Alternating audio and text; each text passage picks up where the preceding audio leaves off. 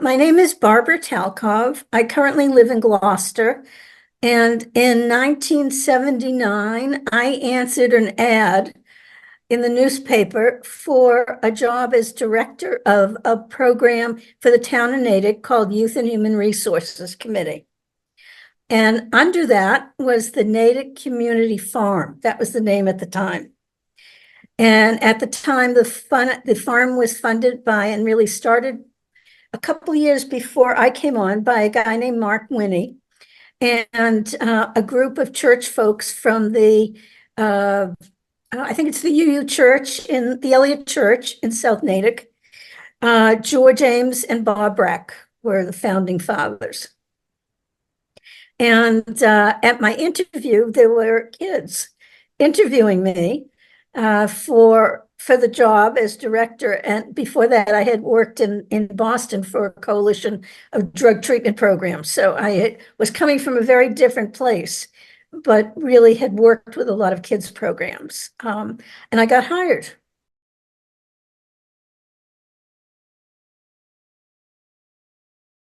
I loved it. I mean, I loved the whole concept. I loved the idea of a place for kids where they could come. At that time, we had a very large CETA grant, federal comprehensive education and training grant that came from the federal government.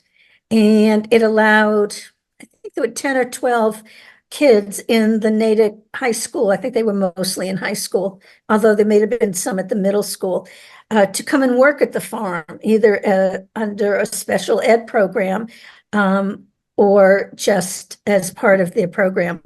And so there was a crew. And there's actually one of the kids from that crew that I'm still in touch with, who's now, went through everything, went through all the days, and now she's got a couple of kids and now some grandkids, and as a social worker, eventually wound up going to Smith, getting into Smith College. And she was a kid that came through the CETA program and that was also involved with the Department of Social Services. Wow, and you're still in touch. That's amazing. Yeah. And some of the people who have worked at the farm were kids when I first got involved with the farm, were kids working there. So, it's really, it's been a very special place in my life. And I've shown it to a lot of people, family and friends and people who are into the concept of environmental work, sustainability, working with kids, families. It reaches into so many aspects of life that it's why I'm still on the advisory committee, and I moved out of Natick in 1995. And I live in Gloucester, but I'm still on the advisory committee. The farm is a legacy in not just Natick, but in the surrounding communities and in the organic farming world, the sustainability world.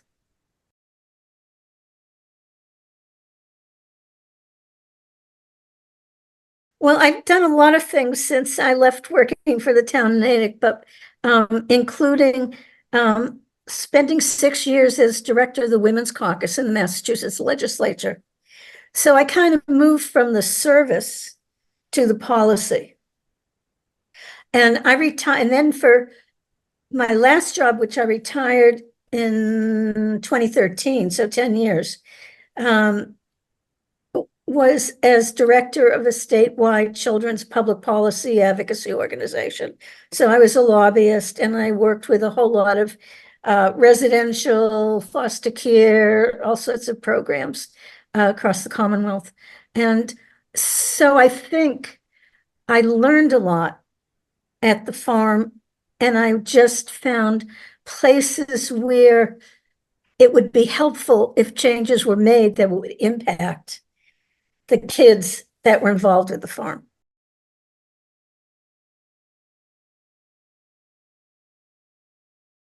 There was this whole organizational shift And one of the things I did when 2.5 came in, when Proposition 2.5 came in and we got merged, was I developed a separate board of directors for the Natick Community Organic Farm Incorporated. And that way the monies went through the farm, not just through the town, and then the town giving it to the farm. And that's why there's probably, I think there's still some money that comes through the town. Yeah. And money that comes directly to NCOF Inc. Yeah, yeah. So you were instrumental in setting up this amazing partnership that we have. I feel like the partnership that we have between the town and the nonprofit is very unique. Everybody that comes through, they go, "Wow, this is really interesting," and it's a really positive relationship. So you were instrumental in setting that up. I have to say that Linda, have you met, Linda? Yes, yeah. Yeah, that I hired Linda in March of 1980. We're still very good friends.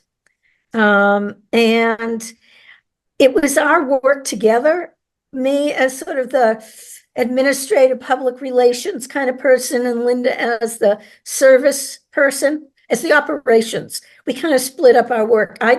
My skills, my interests, my propensity was in the community relations area and administrative area, and Linda's was in the operations. So together, we both believed in what was going on, and we both believed in what we could accomplish together. And it was probably really about what the town and a nonprofit could accomplish together. We did a lot of work then, and of course, that Linda's, still doing stuff.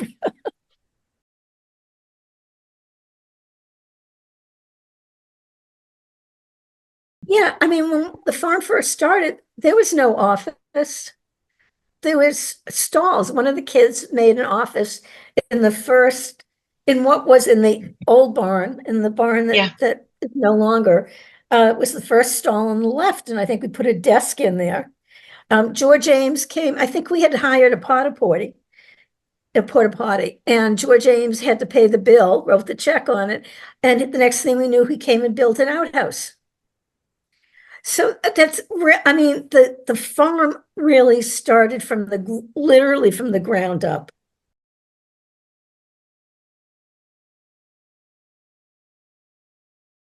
I think it's about bringing people together with a common interest.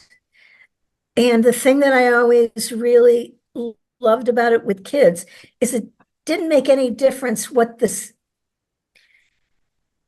capability, the intellectual capabilities of the kids, or the cognitive capabilities of the kids coming, because there was always something somebody could do. There was always something that somebody could feel productive about. And I think that's really important in terms of community. I think, especially now, we talk about community, but people are coming with their own agendas that sometimes get in the way of what we can accomplish together. I think that for kids, especially, if you can get that in the beginning, if you can get that while they're young, the ability to respect what everybody can contribute and what everybody has to offer as a human being, that can make a real difference in the world. Wow, that's a great way of putting it. It's powerful. Yeah. I mean, besides learning where the food comes from and how to do it and how to fix fences and, all the specific skills, I think there's something deeper that's more on a soul or a spiritual level. I think I've always found the farm pulled in that part of me. I think also we dealt with a lot, at that time, there were a lot more kids that came and mostly because of the Cedar contract, I think, came with some troubled background. And the work of taking care of plants, animals, flowers is very therapeutic for kids who have not been cared for themselves, to begin to see what they can accomplish. And I think that was very important. I'm sure a lot of that's still going on, but at that time, I mean, we got funding from the Department of Mental Health to work with some of these kids, and I don't think I think that was really the original orientation to the farm was those kids. It's grown bigger, but I think those kids can find their way, probably still find their way there.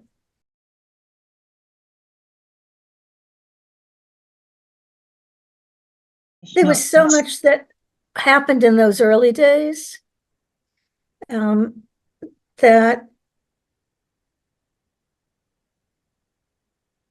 my experience of it then was very different than it is in the last even 10 years. I would still come down to the farm when I was in my last job. We had we were statewide association. So we met in Natick at Brandon. I don't know if you know Brandon Residential Treatment Program. I don't. I'm not familiar It's with on the Brandon. other side of Natick, near Route 30 and off of Pine Street. And we would meet there once a month I think on a Tuesday or what Monday, I can't remember when, but I would come down to the farm after that. Sometimes I would bring some of my colleagues with me to show them the farm. You know, I was all dressed up for these meetings, but I'd bring my sneakers and I'd go and collect eggs. You know, I'd bring my brother, my grandniece and nephews when they were really little out to the farm. So it was, I think probably a lot of my favorite memories are turning people on to the experience, the sensations, the physical experience of the farm. I think that's what they're around and what it can do for them. And I think for everybody, it does different things.